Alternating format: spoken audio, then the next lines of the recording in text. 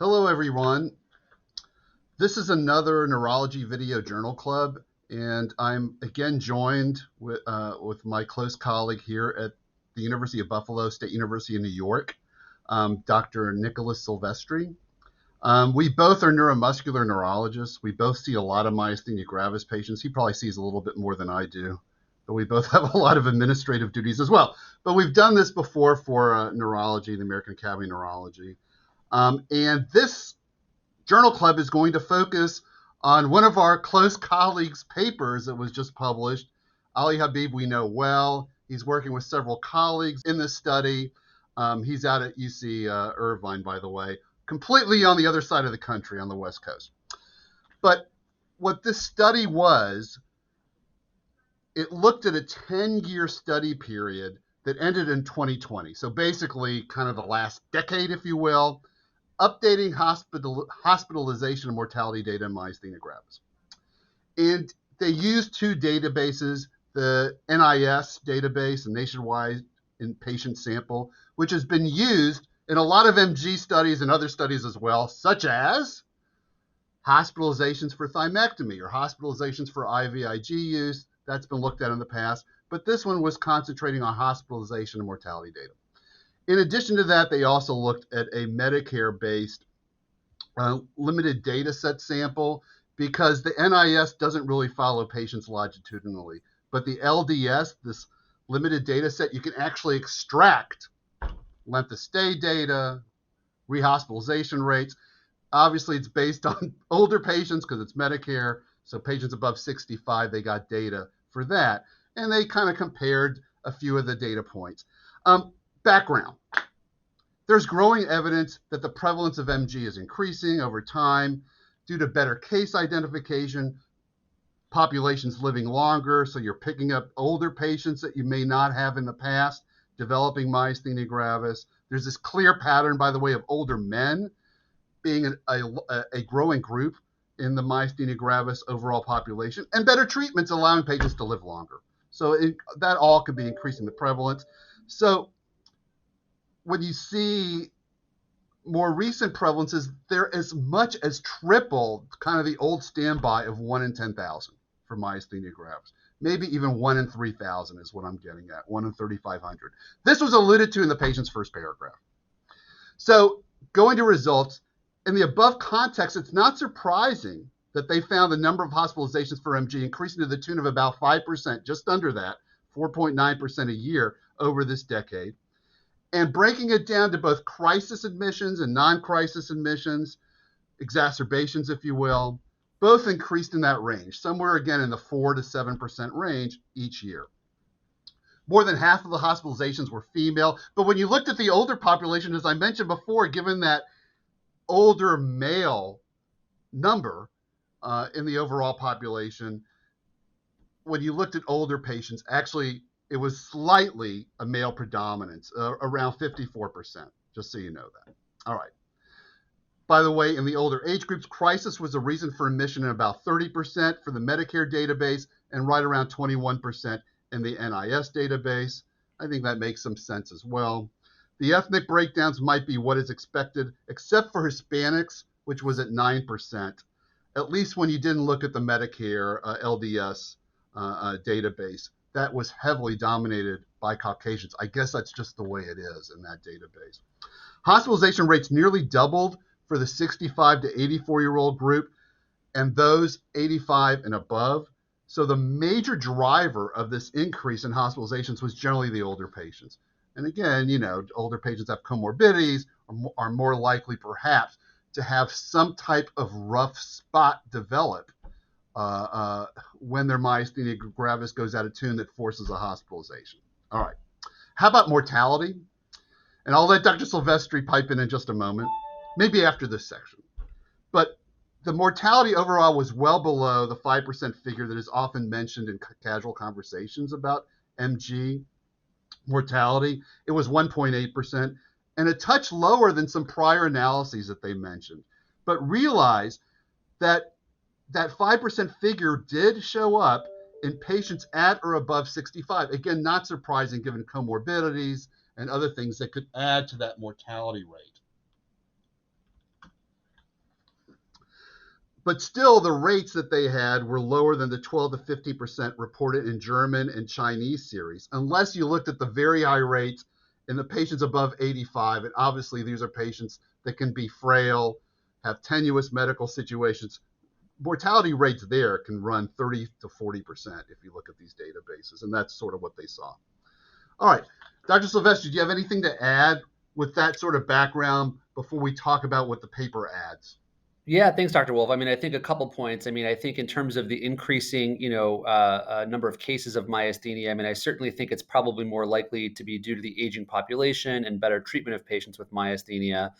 When we talk about increasing number of cases or maybe misidentification, that's where I get a little concerned, because I think that certainly mild ocular patients or maybe mild patients in general may be misdiagnosed initially, but I think we do a pretty good job of characterizing or diagnosing most patients with myasthenia gravis, particularly when they have moderate or severe symptoms, and certainly when they're in the hospital setting.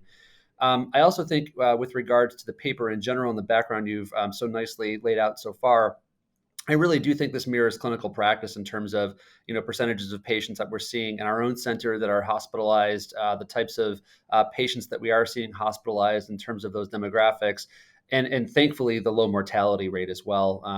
Not only just better treatment of myasthenia, but also kind of proactively addressing complications and preventing complications while patients are hospitalized. And I'll get to what you just pointed out on the very next topic. They looked at length of stay. Again, they got that from that Medicare LDS database. It was 11 to 13 days, longer for crisis, which you would expect. Those are more severe patients. It takes them longer to recover from their NICU stay and so forth.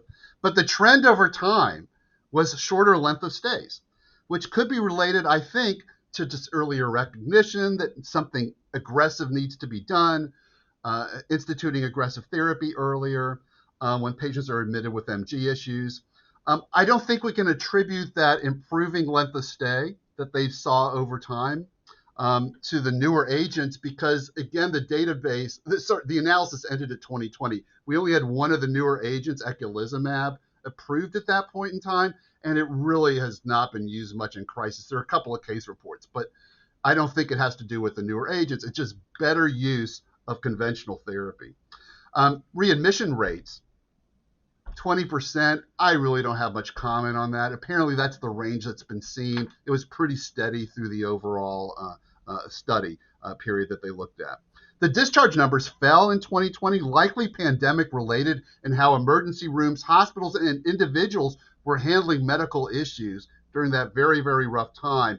This was early on. They would have captured some data early on in the pandemic.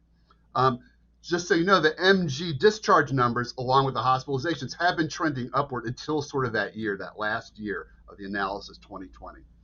Any other comments that you have, Dr. Silvestri? Yeah, just to add some color to those numbers. I mean, I think length of stay in general is something that, as you well know, the hospital administrators are always concerned about. So I think that, it parallels the trend of trying to get people out of the hospital more quickly.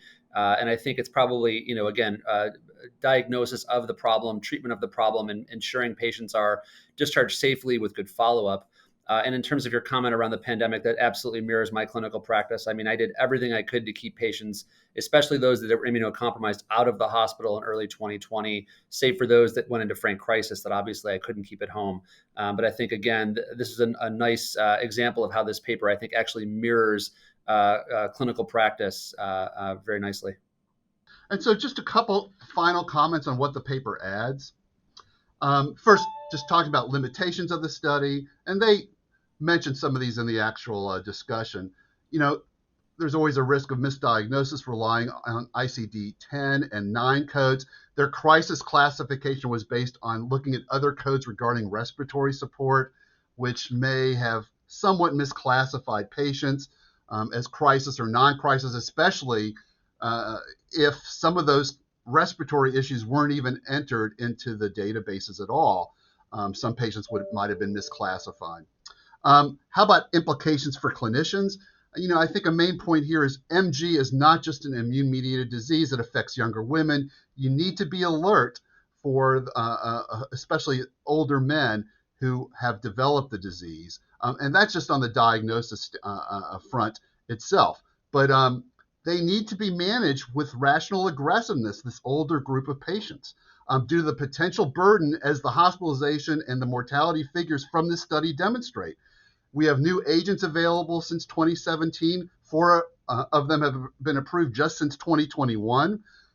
Just so everyone knows, they're C5 cleavage inhibitors or neonatal Fc receptor antagonists.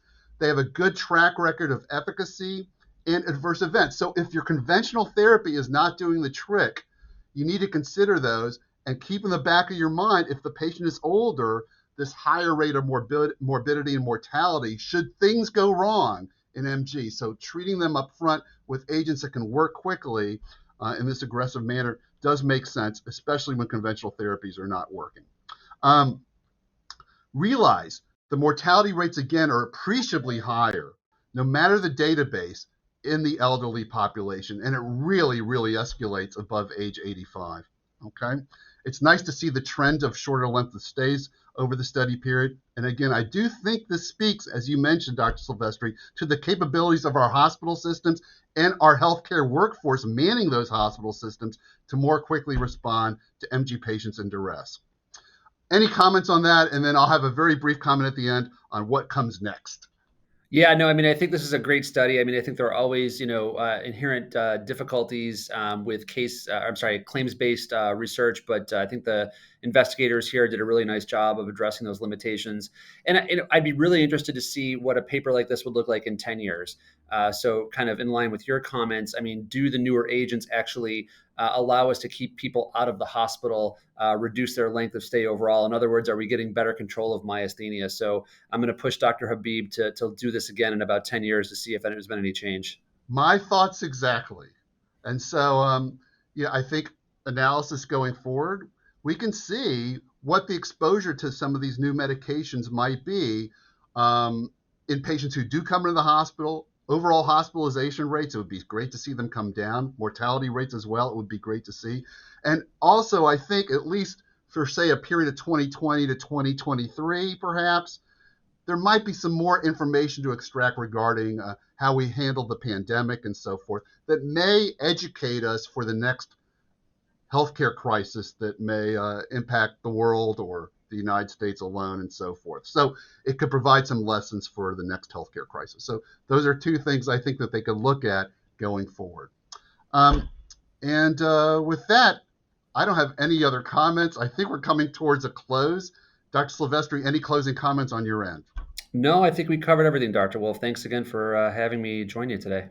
Thanks, everyone, for joining us. I think we polished that off between 15 and 20 minutes. And so I hope it was somewhat educational and provided some perspective on this claims-based analysis that Dr. Habib and his colleagues performed. Thank you very much.